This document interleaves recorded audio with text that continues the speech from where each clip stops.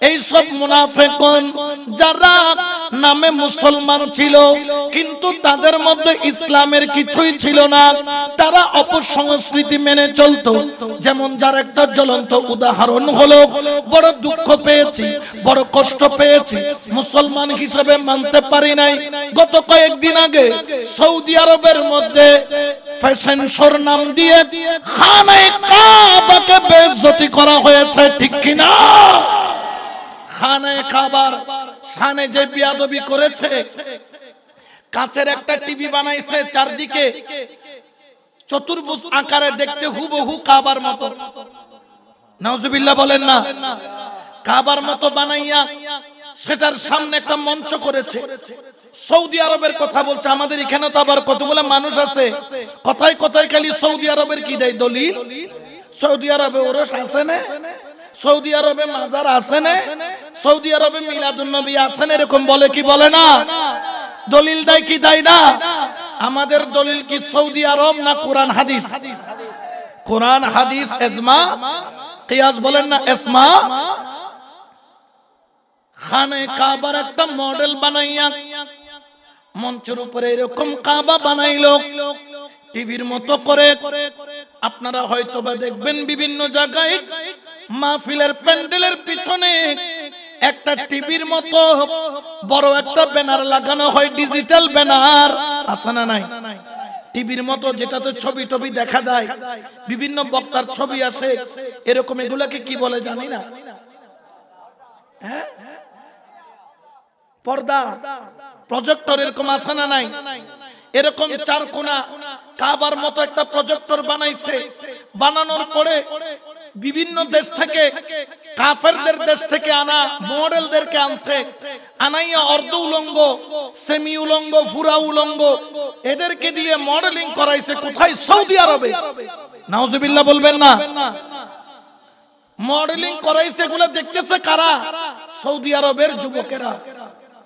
মুখে কি আছে? দাঁড়িয়ে আছে, লম্বা জুব্বাও, মাথার মধ্যে আবার লাল রুমাল একটা আছে। দেখতেছে কি? মডেলিং বলে নাকি দেখতেছে?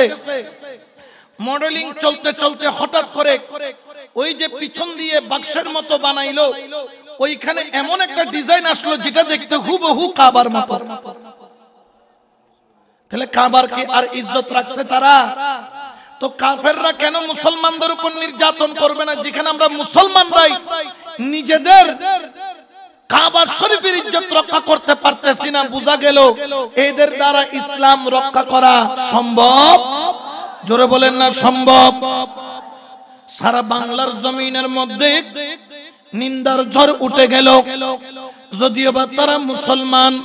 শুধু তাই নয়, তাই নয়, সৌদি আরব বলে বলে যারা দলিল দেয়, আগে ছিল সুন্নি, নাবির নিচে নিয়ত বাঁধত, সৌদি আরব যাইয়া বুকের উপর নিয়ত বাঁধে, বলে সৌদি আরবে দেখছি। সৌদি আরবে শুধু উলঙ্গ মহিলার নাচ নয়, গত কিছুদিন আগে সেখানে সিনেমা হল খোলা হয়েছে। শুধু তাই নয়, সেখানে হালাল মদের বার খোলা হয়েছে। শুধু তাই নয়, সেখানে নাইট ক্লাব খোলা হয়েছে। শুধু তাই নয়, আরবের জমিনে কিছুদিন আগে দেখেছি হিন্দুদের মূর্তি গণেশ আইনা পূজা করা হচ্ছে বড় করে। বলেন নাউজুবিল্লাহ। তাহলে ইসলাম কি তাদের ভিতরে আছে? জোরে বলেন না আছে? এই যারা ইসলামকে নিয়ে তামাশা করছে, অথবা রাসূলে পাক ইন্তেকালের পরে যারা ইসলাম থেকে ফিরে গিয়ে মুরতাদ হয়ে গিয়েছে, তারাও নাকি কিয়ামতের ময়দানে জান্নাতের পানি পান করতে চাইবে, কাউসারের পানি পান করতে চাইবে। ফেরেশতারা তাদেরকে ধাক্কায়া ধাক্কায়া জাহান্নামের দিকে নিয়ে যাবে। আমার নবী জিজ্ঞেস করবেন, ও ফেরেশতারা, তোমরা তাদেরকে জাহান্নামে কেন নিয়ে যাও? সে তো আমার উম্মত ছিল। ইয়া রাসূলুল্লাহ, আপনি দুনিয়া থেকে পর্দা নেওয়ার পরে সে আপনার সুন্নতকে পালন করে নাই, ইসলামের হুকুম পালন করে নাই, আল্লাহর বিধান মেনে চলে নাই, আল্লাহর হুকুম পালন করে নাই, এই জন্য তাকে ধাক্কায়া ধাক্কায়া জাহান্নামে নেওয়া হচ্ছে। কারণ সে আপনার কাউসারের পানি খাওয়ার হক রাখে না, ঠিক কি না? তাহলে যারা এখন মোবাইল নাম দিয়ে যারা উলঙ্গ মহিলা দেখতেছে, যুবকের হাতে হাতে মোবাইল আছে না নাই? এটাতে ভালো আছে আবার খারাপও। আমি ভালোটা গ্রহণ করব, খারাপটা বর্জন। যারা রাসূলের শাফাত পেতে চায়, সুন্নি দাবি করে, কিন্তু দেখা যায় রাসূলের সুন্নতের উপর কোন আমল, এরকম লোক কম না বেশি? জোরে বলেন না, কম না বেশি?